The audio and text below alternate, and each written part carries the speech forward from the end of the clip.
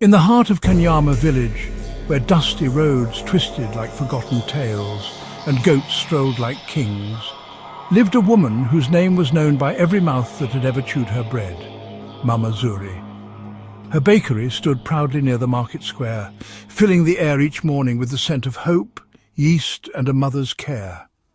But one day an unexpected presence outside her bakery would change her fate forever. Every morning, before the sun's first light cut through the mist, Mama Zuri would open her shop. She would light the charcoal stove, prepare the dough, and knead it with the rhythm of someone who had learned to put love in her labor.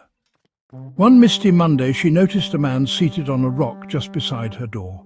He was thin, dusty, and wrapped in a torn brown cloak. His eyes, sharp, sunken and silent, watched the flames behind her baking oven, yet he said nothing. She paused. "Mama Zuri, you hungry?" He nodded slightly. Mama Zuri sliced a loaf, spread a little palm butter, and handed it to him. The man took it with trembling hands, devoured it in 2 bites, and leaned back against the wall. The next morning he returned, and the next, and the next. It wasn't long before the people of Kanyama started to talk. Villager 1. Mama Zuri has found herself a mute husband. Villager 2. Maybe he's a madman. What if he's cursed? Villager 3. Does he pay for the bread? Mama Zuri didn't care. She had known hunger. She had once begged for food under the mango tree when she was only 10. She remembered the pain in her belly and the shame in her eyes, so she fed him every day. She asked his name once. He only looked at her, shook his head. She named him Mgeni, the thief, not out of insult, but because he had stolen everyone's curiosity and her quiet sympathy. 3 months passed. Rainy season came early that year. Floods swept part of the village, washing away maize fields and leaving children coughing under leaking roofs.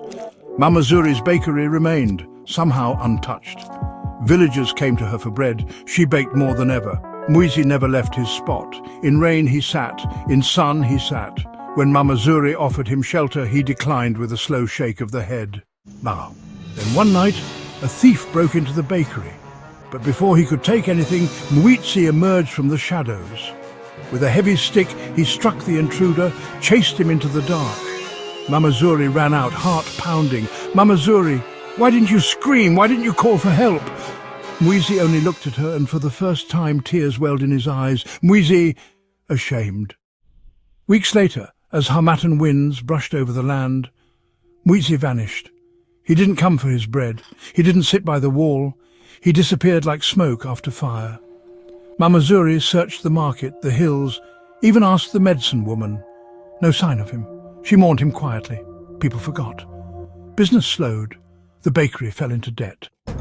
Then one bright morning, a convoy of black vehicles arrived in Kanyama.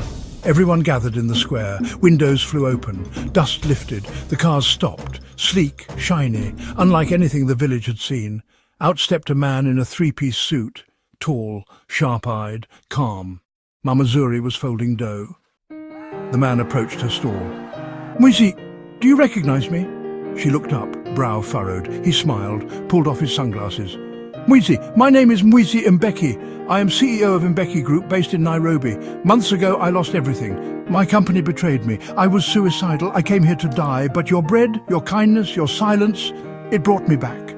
Mama Zuri dropped her flour-covered hands. "Mama Zuri, I didn't know." "Mgeni, I know. That's why I'm here. I bought this land. I want to build the largest bakery in the region. You will run it. I owe you my life." The news spread like wildfire. Mama Zuri, the woman who gave bread without payment, was now the director of Mbeki Foods' Kanyama branch. A state-of-the-art facility rose from the dust. Dozens of villagers were employed. Children got free meals. Mgeni visited often but never stayed long. He had healed, yes, but scars lingered. Mama Zuri remained humble. She still baked with her hands, still rose before dawn, still fed the hungry at her doorstep. When a reporter asked her, "Why did you help a man with no name?" Mama Zuri bread is not just food. Sometimes it is hope. And hope, when shared, can grow into miracles. Years later, a wall was built behind the bakery. On it were names etched in stone, not of donors, not of CEOs, but of every beggar, orphan, widow and stranger Mama Zuri had ever fed. At the center of the wall, written in gold, was one name, Mgeni The thief who returned what was lost. The end.